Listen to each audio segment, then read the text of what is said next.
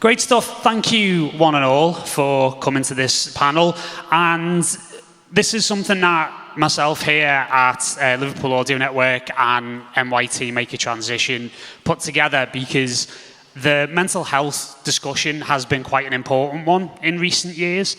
But for us, it feels like we need to maybe move the conversation on a little bit. We've had a couple of years now where we've really focused in, and quite rightly so, on what the issues are, so we can define the issues that we face as artists and as people who work in the industry. That's a very necessary part of it. This panel is going to be slightly different today in that we're going to focus on the positive aspects of living a life in music, how we can maintain a great balance so we can actually create a life where we can do what we love and what we have passion for, which is music, for as long as possible. So with that being said, I'm going to introduce our panelists, and in fact, they're going to introduce themselves. So we'll start with Neil, and we'll move across. Hi guys, my name's Neil. In simple terms, I'm a wellness consultant, sound therapist, coach, and I run wellness for festivals such as Kala and Anjuna Explorations. Cool. Okay. Hello, I'm Denny. I'm a DJ, producer, and do that, and have done that for about 20 years now. Cool. Hello, my name is John O'Heal, I'm director at ACS Custom. We make custom hearing protection and in-ear monitors, but I'm also a victim of the music industry in terms of chronic tinnitus and music-induced hearing loss. Okay, so we're going to start with a question for Danny, because obviously you've been touring and have had a very, very, very successful career as a touring artist and as a producer. So the question is, how the hell do you maintain a balance? How do you look so good, first and foremost? I've just come back from Ibiza yesterday, so That'll it's probably a tan. That'll do it. I'm getting caught up there.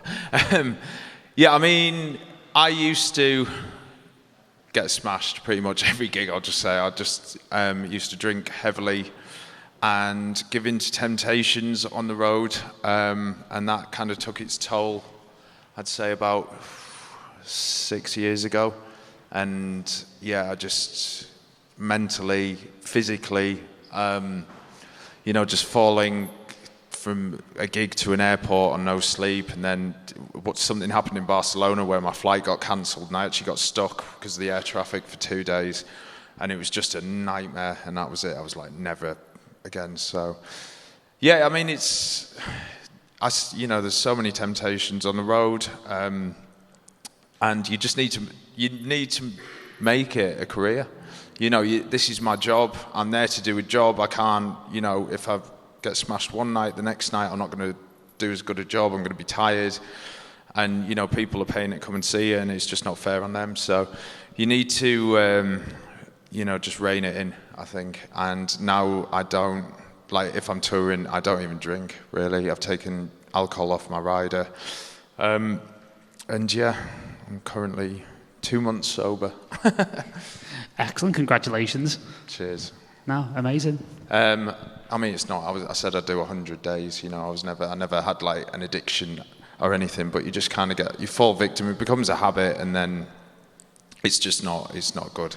It's not good when you're traveling, and I'm getting a bit older now as well, so it takes me a long time to recover. Yeah, the hangovers. I know, yeah.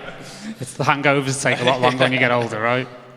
No, exactly. And I think it's right. So I think you would probably agree with me by saying that actually it's the fact that the industry's grown up a lot. And you've probably seen this a lot in the last 20 years as well, where it's gone from almost like the Wild West in the back end of the 90s. Absolutely. Into this huge industry now. I used to do a weekly residency at a club called Back to Basics in Leeds, and that was known for just being nuts, basically. So that was probably the heaviest point, I would say, in terms of going out on a Friday and then falling in on a Monday or a Tuesday morning early every week. And it's just, the thing was, there was no light shone on mental health then, so it was just like, I feel awful, and it's shouldn't be like that, really. yeah, you just need to look after yourself. That's what it comes down to, and just know your own body, really. Yep. John? I was just going to say, it's, when it goes from being, when you're an up-and-coming artist, whether it's electronic dance music industry or rock and roll, and then it's gone from a hobby to a sort of semi-professional and then suddenly professional. And in creative arts, it's, the entertainment industry is very social. There's a lot of temptations, as you say, but when it becomes your job and suddenly it's every night, it's not, you have to treat it like a job. It's like, if you had any other professional job, would you get pissed every night or, or do whatever and then have to do it the same day? If you do a tour after 3 or 4 days, it's not really fun anymore. It becomes, so it's that transition between it becoming your career and then, because, it's a very social environment and there aren't things, as you say. So you've got to treat it like any other job. Yeah, exactly. And again, that's that transition point, isn't it, where obviously we're all getting older, shall we say. And it's also the fact, as I say, because the industry's grown up, it's a very different experience for you, having a weekly residency where you could probably get wrecked on the Saturday because, you've got until the following Saturday to recover. Well, I think the thing with me was, obviously, I lived in Leeds at the time. It was on my doorstep. So when I started playing more internationally, I guess... I've never actually thought about this till now. I guess I was kind of taking in what I knew on a weekly basis and then going, and then it very quickly became apparent that is not the way that I can continue, because it's, you've got to be up early the next day. You get kicked out of your hotel at 12 o'clock. You need to be on a flight. You need to be picked up, then driven, especially in America, like the airports are like an hour away sometimes. So, and then you've, the time zones and everything, and you're on your own.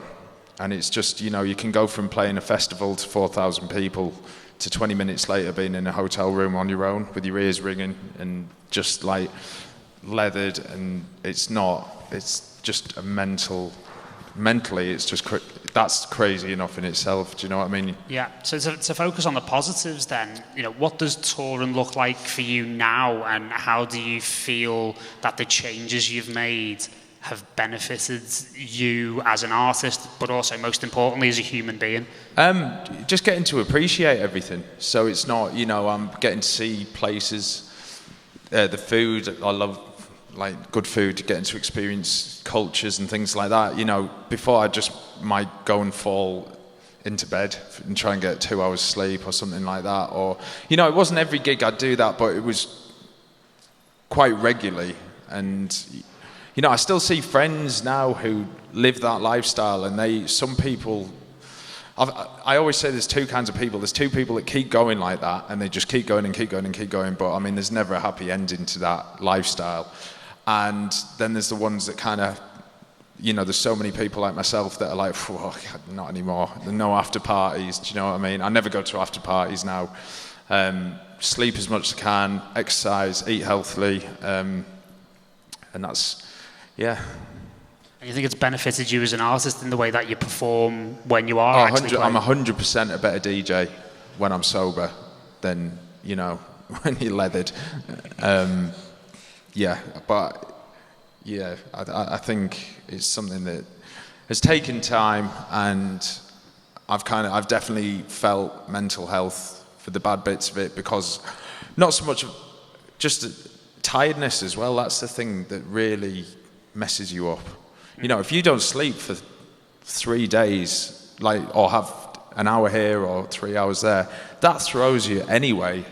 You throw alcohol, and then the thing as well with alcohol is you start eating. If you're hungover the next day, you don't want to go and eat fruit and salad. You want to go and eat a burger or a pizza or some stodgy food. So then it's just a vicious cycle. But yeah, it's just to eat healthily, exercise.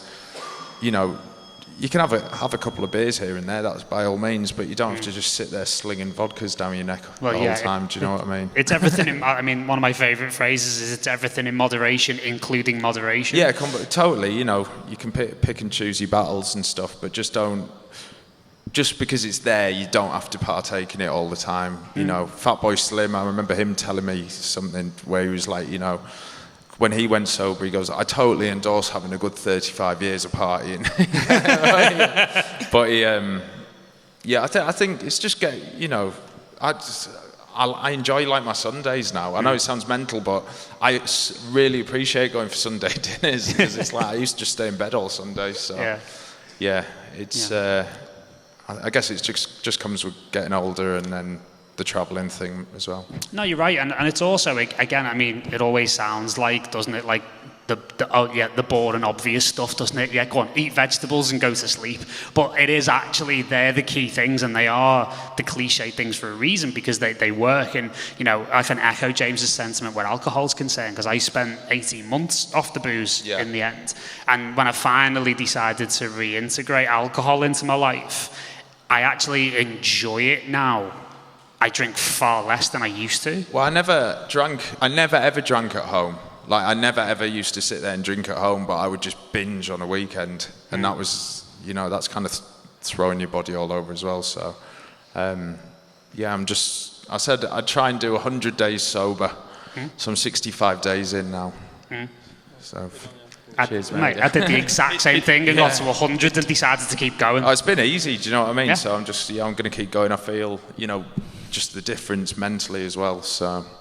It does make a difference, but what's funny is, as you know with my story on the drink and stuff, is then people go, Jono, what's wrong with you?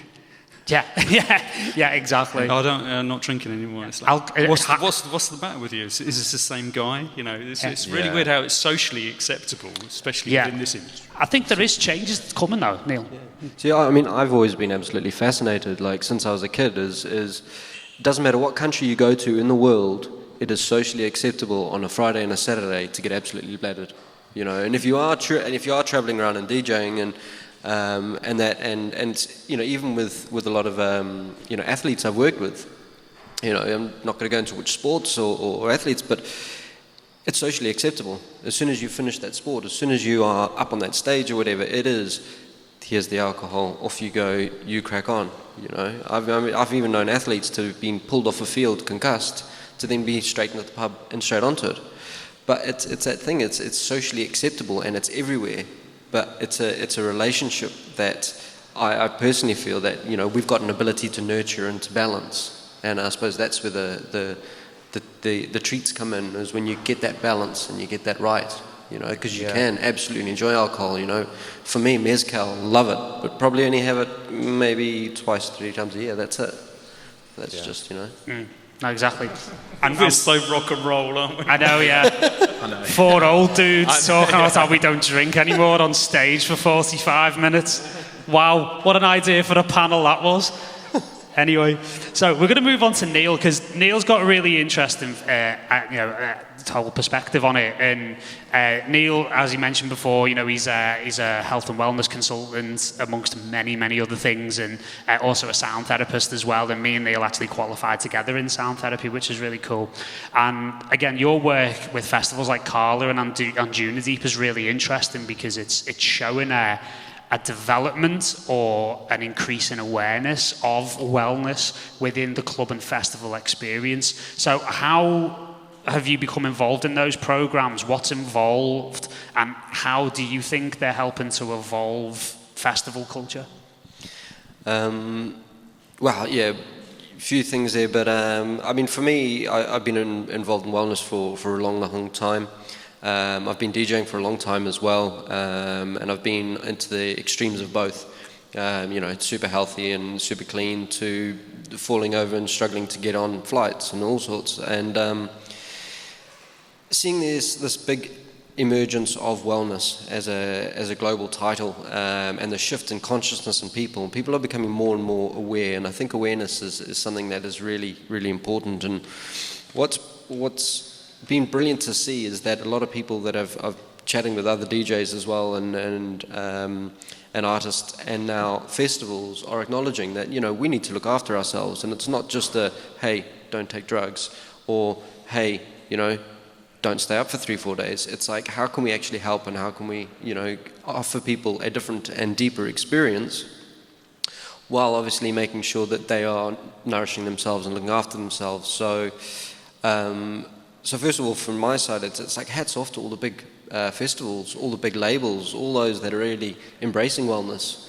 and actually creating something really unique. And I know, obviously, when I work with Carla and Anjuna and a couple others, it's like we're really pushing wellness now to be on equal par by getting people who are the top of the top within sound therapy, within meditation, within yoga, getting those people who are really, who've got big lessons to share, and getting them on board just as as another artist for the festivals. So, with both of those, what we try and do is we try and look at all elements of wellness as best we can.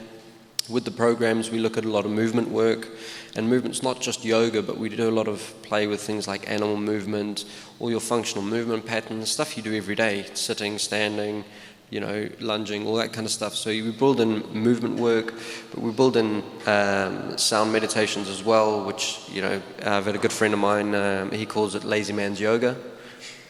Just lie down, For anybody that hasn't done any sound journeys or sound meditations, I'd highly recommend it. We're all clearly into sound as well, and it's just basically using certain instruments and frequencies at specific times to nourish and to allow the body and the mind to reset itself. You can travel into all sorts of different realms mentally, but it's beautiful. We try and include as much as possible to give people an opportunity to just reset and just push the rebalance button within those. So. Amazing. And moving on to Jono for a second here. Obviously, you're a director of ACS Custom, who are doing fantastic work in the field of hearing protection. And obviously, as we know, you have your own very unique story about, as you said before, being a victim of the music industry and having your own, hearing loss and stuff like that. How are you supporting artists, and obviously wider than that, how are you supporting people in being able to, extend their careers or to enjoy a long and full life in music? Yeah, I mean, there's a lot of artists say to us, both in electronic dance and rock and roll, is if my ears don't work, then neither do I. That's kind of what they say. So whether that's music, it's not like any other job. It consumes your whole life. It's a passion. Obviously we have this passion for a creative art, and it consumes our whole life. That's why we do it. So our hearing is obviously very important to us and very precious, sensitive sense. So so I think for us it's three things really. Awareness. It's not just about selling more earplugs, and we've become the kind of the music industry standard in hearing protection for the music industry, but it's not just about shifting more earplugs. It's about raising awareness, educating and informing people about the right sorts of protection, because there is still this ongoing changing culture. Just with hearing, or that you say earplugs, and people think, oh well, I want to hear the music. And I was the same. No one told me 15 years in the business, and nobody had said. That's why I'm very passionate about it, because I can't believe I worked professionally for 15 years and nobody said I could be damaging one of my senses as an occupational hazard. And the audiologist, actually, when I had my hearing test, and I was aware of the chronic tinnitus. I'd had temporary tinnitus, but then it became permanent, which freaked me out, and I talk about that and the impact on my personal and professional life and my mental health.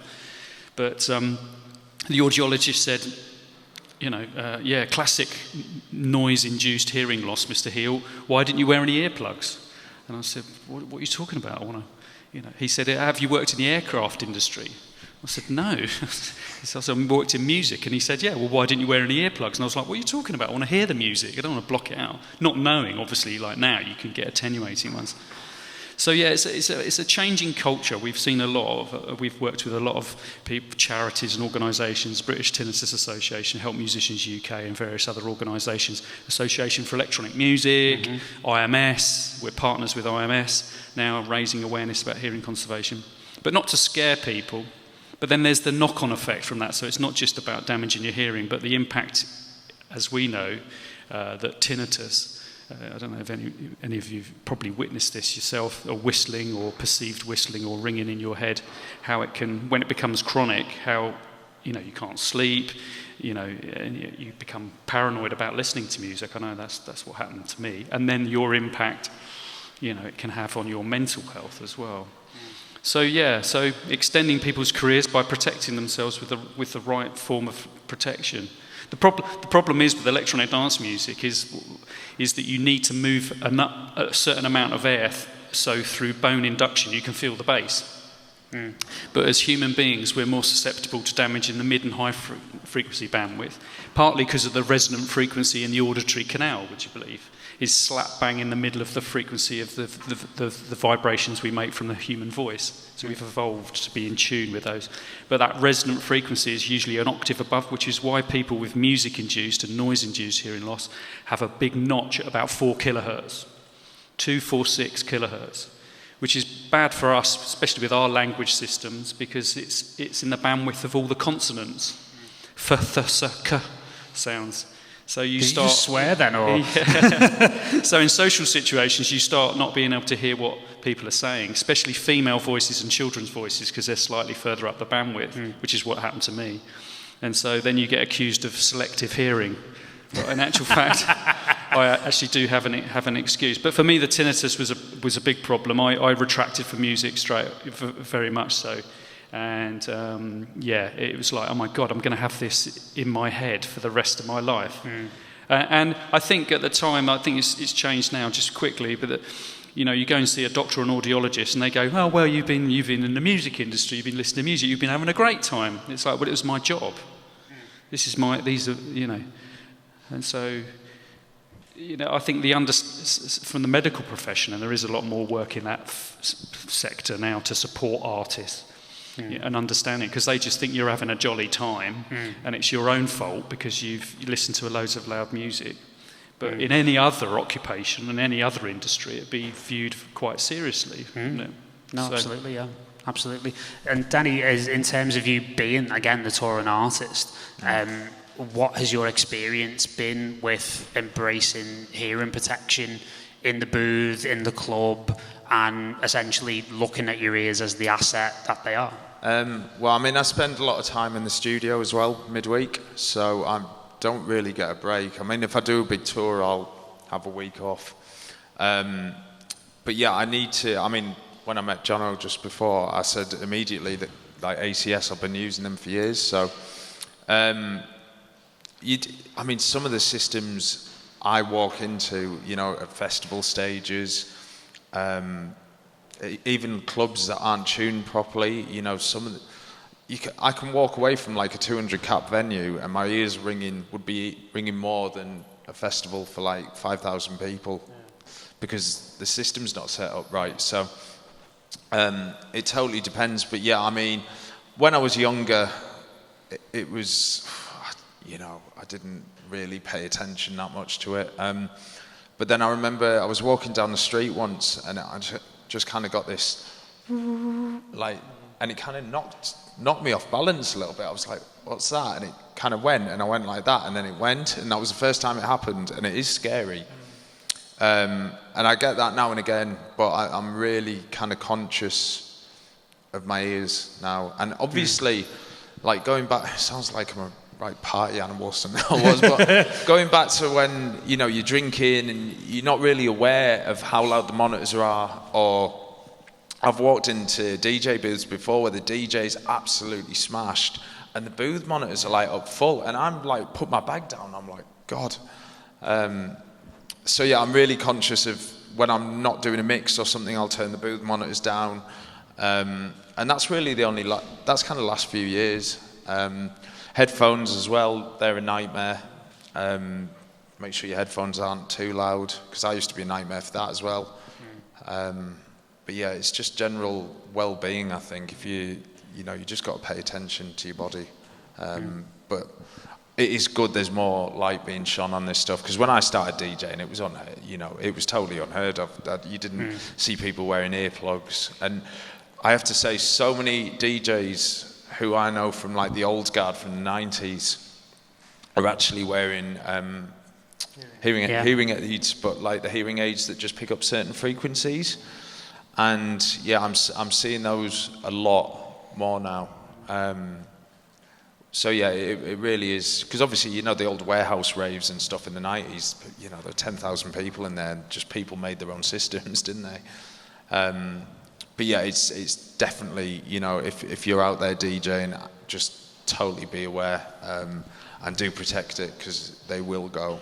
And I've seen it happen to people. There was a DJ years ago called, you might remember him, Switch. Yeah. And his eardrum burst. And I know Sasha, he perforated his eardrum like years ago as well. So it's kind of a, he's healed luckily, but I know you've heard so many horror stories. It's our livelihood at the end of the day, you know. If my eardrum bursts, that's me not working for a good long while. I can't do the studio. What am I going to do? And that's, you know, again, affects your mental health. You know, that the thought of that terrifies me, to be honest, because I don't know how I would handle that personally. But yeah, it's something that I can't stress enough. Just take control of straight away. Absolutely. And, you know, from my perspective as well, I haven't done a lot of touring myself over the years and a lot of studio work. I have tinnitus, like simple as, you know, it's a constant thing. And for me, what kind of helped for me, again, on top of the wearing of the hearing protection, and actually I found the better my nutrition got and the better my alcohol consumption got, my tinnitus actually became much more manageable. That was a huge positive in that respect. But also as well, things like meditation has completely changed the game for me, to an extent where now, to be completely honest with you, my tinnitus is almost completely unnoticeable. Yeah, I've got a friend actually who does, is it craniotherapy or something? Is it Simon Baker? Simon Baker. Yeah. So he's a friend of mine from Leeds, and he was a really kind of doing really well touring DJ, and he just disappeared. I didn't see him for ages, and I was like, I thought about him a few times. I was like, whatever happened to Baker? And then it turned out that he'd got such bad tinnitus, he just stopped touring and went and retrained and found this, is it craniotherapy? Yeah, craniosacral therapy. Yeah, and it's something to do with the nerves, your nervous system, and it calms the tinnitus down. So I'd never heard of that until recently, because he's a fully trained therapist now. But I mean, I've seen people affected quite badly by it, and just like I say, even just stop touring because of it. Yeah, exactly. And Neil, in terms of your experience with things like hearing loss, from your perspective, with your body of expertise, what have you found have been, because you're a DJ as well, amongst everything else, you know, what has been your experience in this field, and what kind of advice can you impart on people? Well, I think it's pretty clear now that it's become more prevalent. It's a lot more producers, DJs, everybody is getting involved with using correct hearing protection, using correct headphones as well, and that's great because it's filtering down through society, which is absolutely brilliant. But there's still that underlying thought of louder is always better, you know, and it's slowly but surely changing, which is great. But you know, I do see quite a few clients with tinnitus, and I've suffered with tinnitus myself, and a lot of that actually comes from stress within the body. And one of the things that we do forget is that, and I don't want to get too geeky here, but basically we've got a primary nervous system called the vagal nervous system, and we are basically an antenna for frequencies, vibration, and typically everything is frequencies of vibration. Now, once we add stress to that, we add stress to the whole system. And as soon as stress is placed within that system, it has to go up into the brainstem, and then it gets basically, let's say, understood, if you will. And so if there's large quantities of stress in the external world, because we're a product of our environment, whether it's stress from not eating well, whether it's stress from being in a busy club, whether it's stress from excess sound or whatever, it's going to have to come out somewhere, and typically that comes out in the areas that are most susceptible, and most susceptible areas typically are hearing. And you know, one of the things that we learned when we did a sound therapy course is that the first, and John, you'll probably know this as well, is like the first organ to develop is actually our hearing. And so, yeah, it's definitely something it's now being spoken about a lot more, which is absolutely brilliant. But I think we also need to acknowledge as well is things like, which is the World Health Organization are just looking into now, it's the burden of disease from environmental noise, which I thought sounded extremely geeky and awesome. But what World Health Organization are doing is they're actually looking into the effects of living in noisy environments. And what some of the research has shown is that those noisy environments from physical noise is creating things like cardiovascular disease, stress disease, anxiety as well. And it's all part and parcel because, Eastern world is mind and body is one. For us, for some reason, mind and body is separate. But, we've got to remember that it is one, and if we are putting ourselves into a stressful environment, from nourishing the body to the work that we're doing, that's going to have an effect internally as well. We haven't evolved, as human beings to cope with lots of noise, naturally. The same with probably we haven't evolved to cope with a lot of information through social media, so we're now finding that we need to limit it. We're exposed to more amplified music and sounds than ever before in the history of the human race. And if you're into music, you're working in music and you love music, you're consuming music and amplified sounds socially and recreationally all the time. So it's your exposure time, we're not going to get into too much into the nitty-gritty of your safe exposure time at certain sound pressure levels, but that's what it is. So if you're listening to portable music devices loud, and then you're in a studio, and then you're in a club, that's all part of your dose, if you like. So I think it's a bit like the social media mentioned in the last panel. It's kind of like limiting it a little bit and resting your ears, because we haven't evolved, have we? And with constant noise or sounds, that you can torture humans like that. It's a lot of it's a lot for us to process. And I don't know about you, but I know when it is very noisy, or you've been around loud music for a long time, it's very fatiguing. And if you have worn hearing protection, I feel a lot more calmer and a lot more, I don't feel so fatigued, because if being exposed to this processing, this stuff. I got to a point where I actually just couldn't stand the thought of going to a club, because of the fact that I knew I would leave feeling like I've got my head stuck in a box of cotton wool. And now I actually really enjoy going to the club, and I feel a bit smug, to be honest, with my earplugs in. And I leave the club and I take my earplugs out, and it's like, I don't even feel like I've been in a club. And that's a really refreshing thing. And, again, that's about the longevity aspect of it as well, isn't it? Which is, if we can protect ourselves and look after what we have, and then be able to minimise the impact. Because again, like you said, sir, because Jono and I, we did a live masterclass for our members on MYT a couple of weeks ago, and we were saying that 100% of all of this hearing loss is preventable. It's completely preventable. So again, it's about raising awareness and having good practices as well, for sure. And managing it. It's not like me as a slightly older gentleman, it's not like, that's sort of like, it's like your dad going, oh, turn it down, don't listen to loud music or whatever. Hey, I like loud music. You want to feel it. You want to feel the bass. Ex-bass player. I want to, feel it. But yeah, it's about managing it. It's like social media. We all love it. We want to consume it and stuff. But it's keeping the yin and yang in life, in everything, isn't it? It's keeping a balance. Everything in moderation. Indeed. So yeah, we've obviously spoken about the potentially stressing effects of noise and sound. So I thought it would be good to actually talk about the more positive aspects of it. And Neil, obviously, being what he is in terms of his qualifications, just to come to you for a second, like, what are the more positive aspects of sound, and how can sound actually help us with all of this?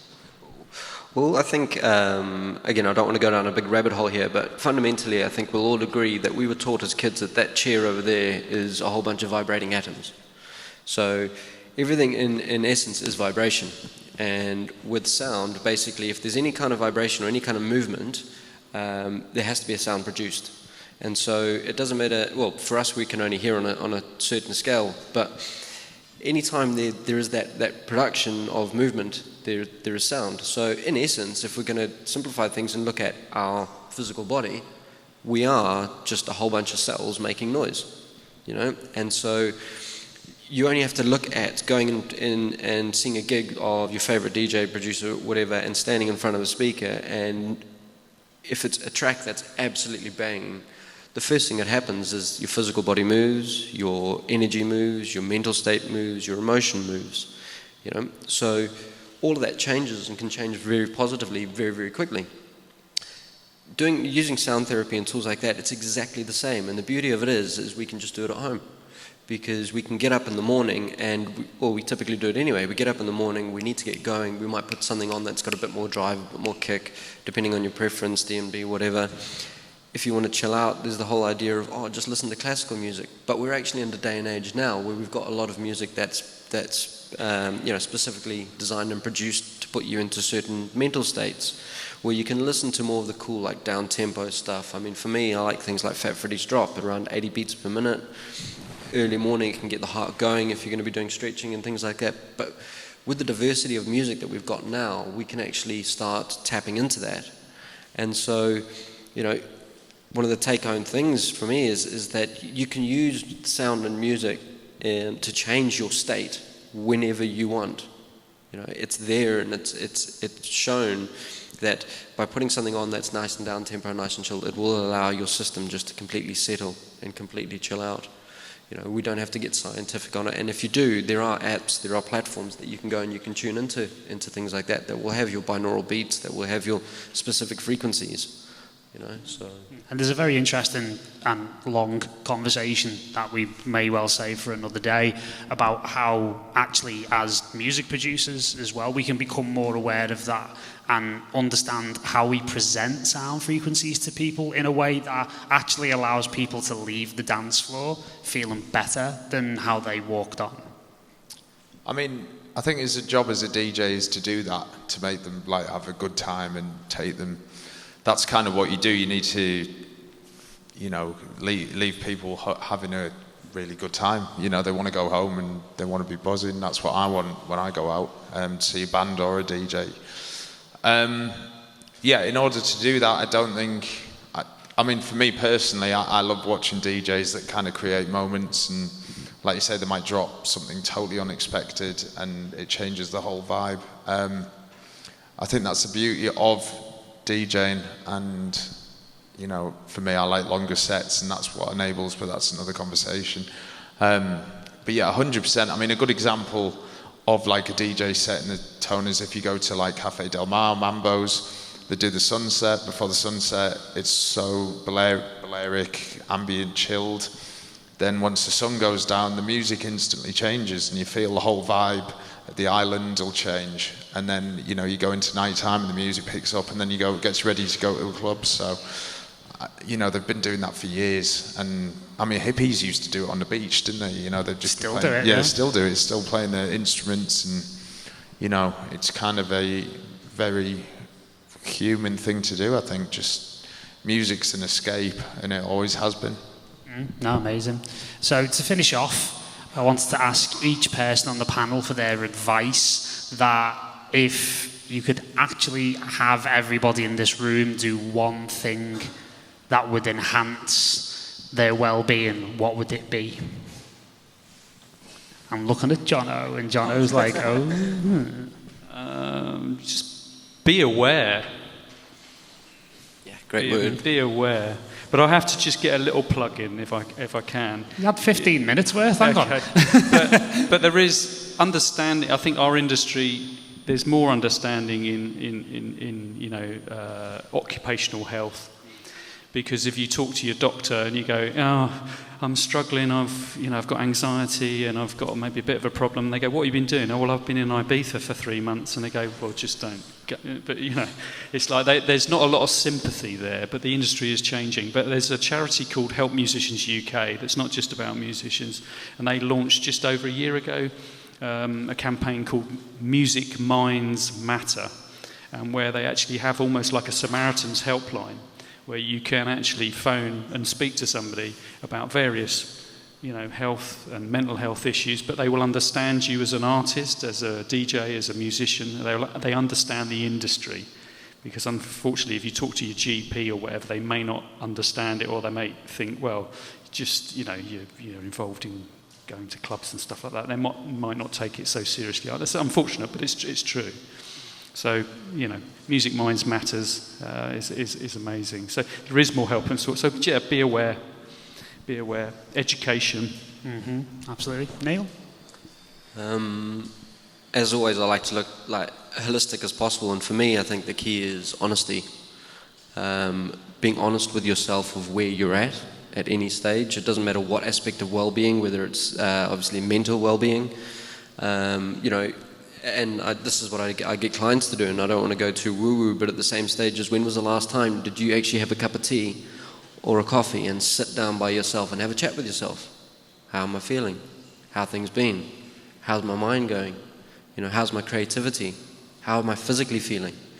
So it's that being honest with yourself, and if you notice that you are not struggling, but anxiety is something that's prevalent, then brilliant, because you know how to make the next step, because the first doctor that you will ever see is you. You're the one who goes, I've got the tools and techniques to deal with this, or I don't have the tools and techniques, which is why there are people who specialize in this. But be honest, if you eat crap food and you feel crap, then there's no point in saying, it's probably because I didn't go running. It's probably because the food was crap, so I feel crap. Do you know what I mean? So, but yeah, as I said, honesty is key. Danny? I think just the word balance, really. I think, people are going to go out, they're always going to have drinks, they're going to stay up, but just look after each other. It's fine to go home, balance it out, get some good sleep after, go to Glastonbury, I don't know, then spend the next 5 days getting good sleep, exercise, plenty of water, good food, and, it's okay to go home. That's something I wish, if I could tell my younger self, I'd just fight going home to bed. And I was like, just go home, man. It's cool, get a film on, get a cup of tea. And yeah, just exercise, get out in nature. That's a big one for me. Open space. And just listen to your body. And then also if, just check on your mates, especially at the minute. Social media, if you're feeling like shit, and then you look on social media and everyone's just posting, I'm doing this, I'm doing that. It doesn't make you feel good. And that's, I'm a strong believer, that's another conversation, but I'm not particularly a fan of social media. Because most of it is bullshit. People are just posting stuff that is rubbish. And it doesn't make, I've had it myself where it just doesn't make you feel good. And it's like, but when you actually take a step back, it's like, actually, I haven't done too badly. But there's always going to be something to compare yourself. So just when you're in those headspaces as well, that's kind of when I find the worst time. So yeah, just check on your mates. And finally, from what little advice I can give you is just slow down. It really is. It's okay to just bring it down a gear. And this industry is very intense, and it can chew you up and spit you out. And I think, obviously we've all got our own experiences of that, myself included. So for me, I'd just say, look, it's okay for you to meet the industry on your own terms.